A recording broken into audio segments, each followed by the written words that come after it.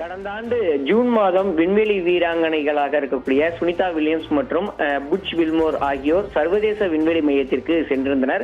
Crew 9 பயணம் திட்டம் என்பது வெறும் 10 நாட்களாக இருந்த நிலையில விண்கலம் பழுதானதன் காரணமாக பயணம் எதிர்பாராமல் 9 மாதங்களுக்கு மேலாக நீடித்து வருகிறது. சர்வதேச விண்வெளி மையத்துல எதிர்பாராத அந்த பயண நீட்டிப்பால் இருவரும் பல்வேறு சிக்கல்களை எதிர்கொண்டு வரக்கூடிய ஒரு சூழல்ல இருவரையும் மீட்கக்கூடிய பணியில எலான் மஸ்குடைய ஸ்பேஸ் எக்ஸ் நிறுவனம் முயற்சிகள்ல ஈடுபட்டிருந்தது. அந்த வகையில ஸ்பேஸ் எக்ஸ் க்ரூ டிராகன் 10 என்னும் விண்கலம் என்பது தயாரிக்கப்பட்டு கடந்த 12ஆம் தேதி விண்ணில் செலுத்த திட்டமிடப்பட்டிருந்தது.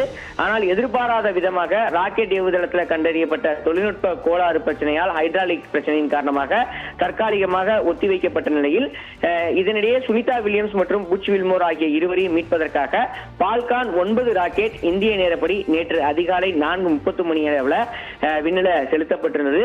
ஸ்பேஸ் எக்ஸ் க்ரூ டிராகன் 10 விண்கலத்துல நாசா விண்வெளி வீரர்களாக இருக்கக்கூடிய அன்னே மெக்லேன் மற்றும் நிக்கோல் அயர்லஸ் உட்பட 4 வீரர்கள் சர்வதேச விண்வெளி மையத்திற்கு அனுப்பி வைக்கப்பட்டிருந்த நிலையில தொடர்ந்து விண்கலமானது சுமார் 400 கிலோமீட்டர் உயரத்தில் இருக்கக்கூடிய சர்வதேச விண்வெளி மையத்தை 6 மணி நேரத்தில் சென்றடைந்திருந்தது.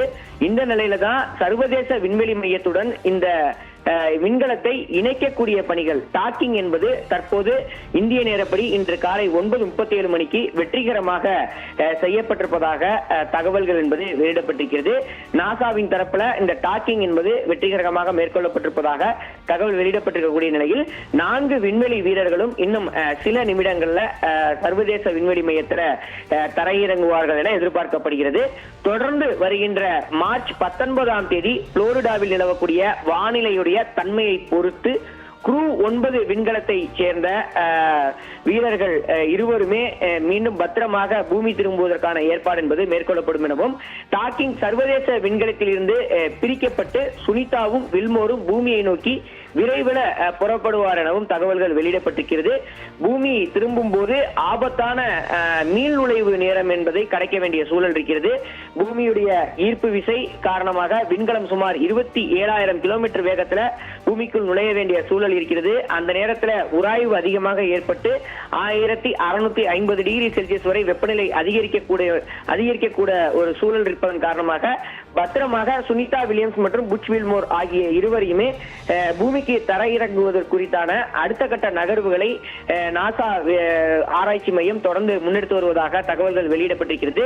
அந்த வகையில புளோரிடாவில் நிலவக்கூடிய வானிலை தன்மைகள் தொடர்ந்து கண்காணிக்கப்பட்டு வருவதாகவும் நாசா தரப்புல தகவல்கள் வெளியிடப்பட்டிருக்கிறது. இன்றைய சூழல்ல டிராகன் க்ரூ 10 விண்கலமானது சர்வதேச விண்வெளி மையத்தோடு டாக்கிங் செய்யப்பட்டு வீரர்கள் 4 தற்போது விண்வெளி மையத்திற்குள்ளே செல்லக்கூடிய சூழல் உருவாகி இருக்கிறது. செய்திகளை உடனுக்குடன் தெரிந்து கொள்ள உடனே சப்ஸ்கிரைப் பண்ணுங்க.